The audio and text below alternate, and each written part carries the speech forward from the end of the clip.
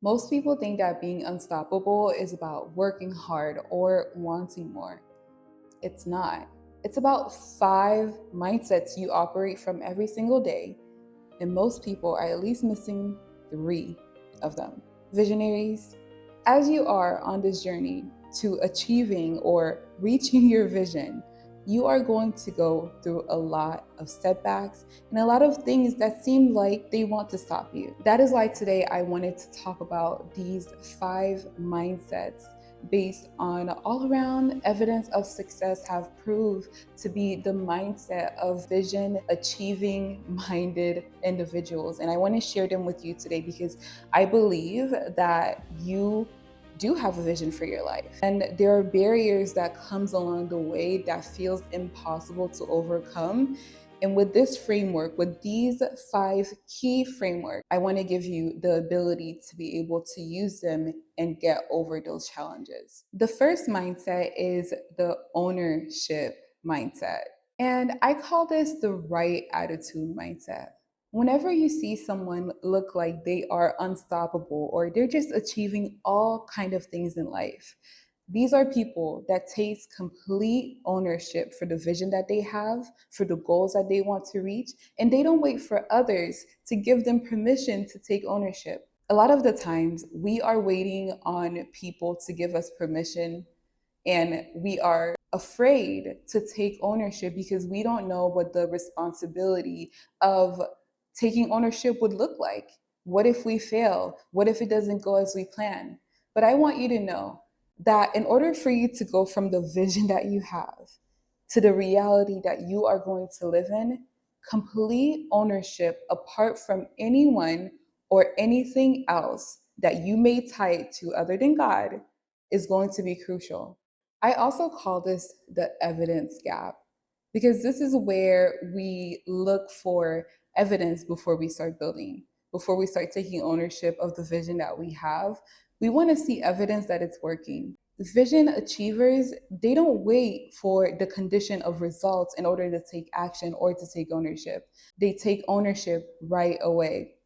I heard this from Earl Nightingale in his audio of The Stranger's Secret.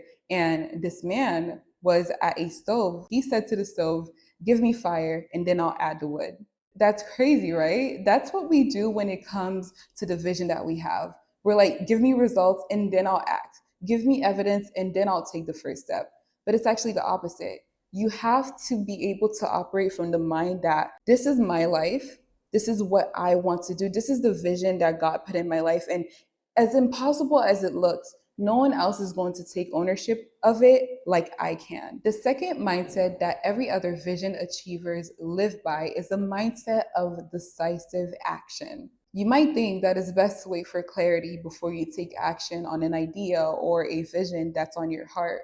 But did you know that most of the time that clarity won't even come unless you take some sort of action? And from there, you start building clarity that will show you the next step that you need to take. I remember when I was writing my book and I had no idea what would happen after I wrote the book. But I decided to write it anyway. And it was after I wrote it, step by step, different parts of the bigger blueprint began to reveal itself. But that would have never happened if I made the excuse of maybe I'm going to wait until next year to write a book. I have no credentials. I've never wrote a book before. Who's going to support me? These are all just questions of our subconscious trying to protect us. I dare you to be bold enough to believe in a higher power that's going to take care of the outcomes. I don't know what faith action you need to take this week, but whatever it is that God is telling you to do, I want you to do one thing now, this week, that will give evidence to what you've been told to do. Don't wait for any more prophetic words. Don't wait for anyone else to validate you. Do what the next step is on your heart to do. And then from there, you'll start seeing clarity because clarity follows action.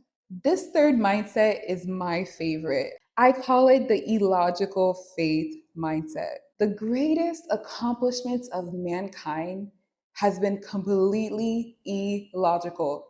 This is not just about Christianity. This is not just about spirituality or Scientology. This is about the nature of humankind. Doing the illogical, doing the impossible is in us. It is in our nature. Flying to the moon, climbing the highest mountain. And I want you to take the full advantage of being completely illogical when it comes to your vision and to the mindset that you should have. What would happen if you dared to believe in the impossible? I'm going to tell you right now, it's going to be possible. I am the worst person that you can tell an idea to because I'm like, let's do it. Have illogical faith to believe and act and want something that is beyond your scope. I don't know what situation that you're in.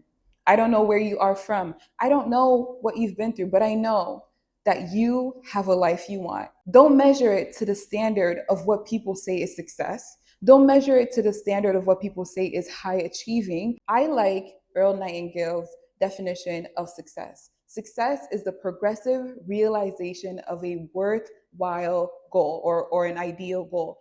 If you want to become a successful teacher, that is your goal. Do it to the best of your abilities. If you want to become a millionaire, that is your goal. Do it to your best abilities. If you want to travel the world and do missions and preach the gospel, that is the vision that God placed within you, and you should do it. But what usually follows is, I want to do X, Y, and Z, but you fill in the blank of whatever the excuse that the world, your mind, your past will try to feed into you. But my challenge to you today is to not give in to that.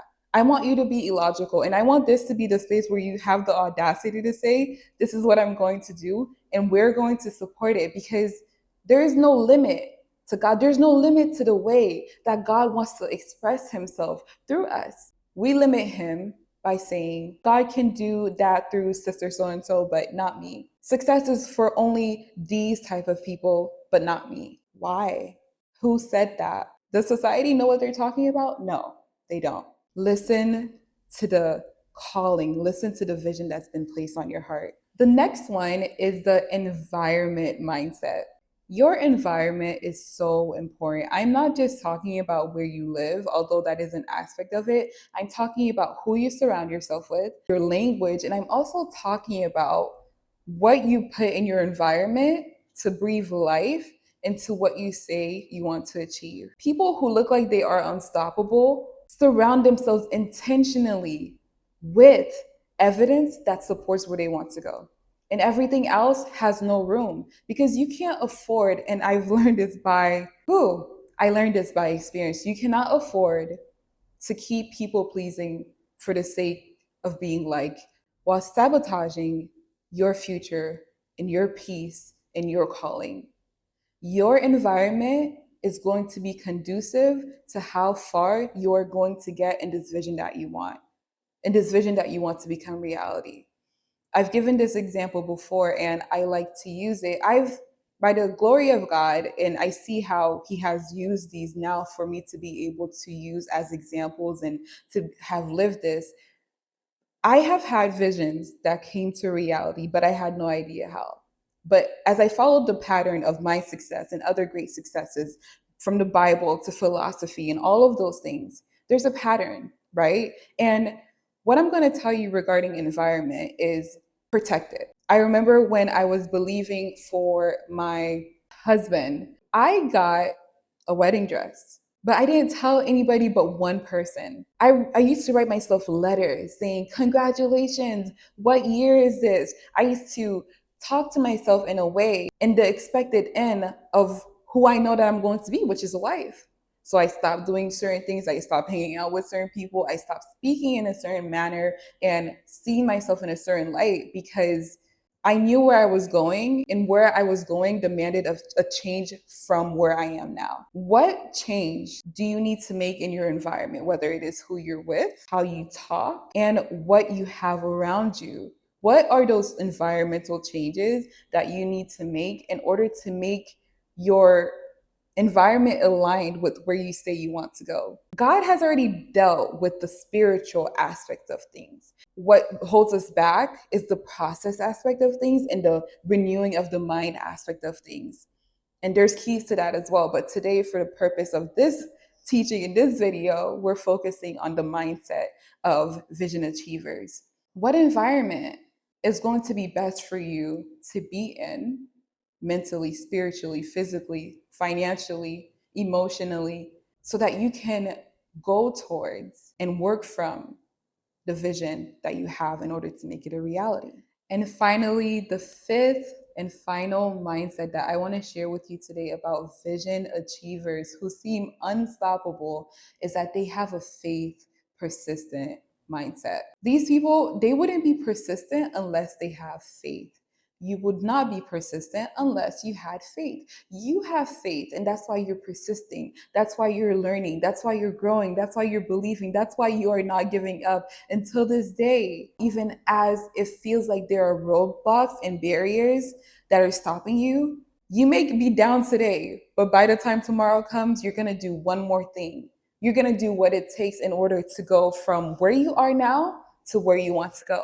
Achievers who have a faith persistent mindset do not interpret delay as denial. Absence of evidence is not evidence of absence. That means that when you plant a seed on the ground, whatever it is, the planting of the seed of the business that you're believing for, of the marriage that you're believing for, of the ministry that you're believing for, of the body that you are believing for, the law of nature says there is a incubation period and there is a period for you to see the fruit of that. What this culture tells us is that we plant a seed, we get it tomorrow. You push a button and you get it today. Amazon, right? This is not a sponsorship. But faith is knowing that when you plant that seed, there has to be, by the law of the greater power that controls this universe and by the natural laws of this world, you have to reap a harvest. We get distracted, we get discouraged, and it's easy to lose faith.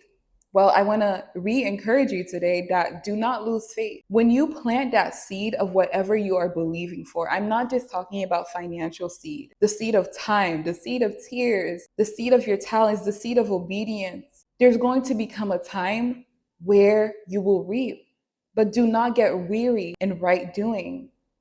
Do not get weary in waiting. Let's talk about that real quick. Waiting does not mean passively waiting and asking God, why haven't you answered my prayer yet?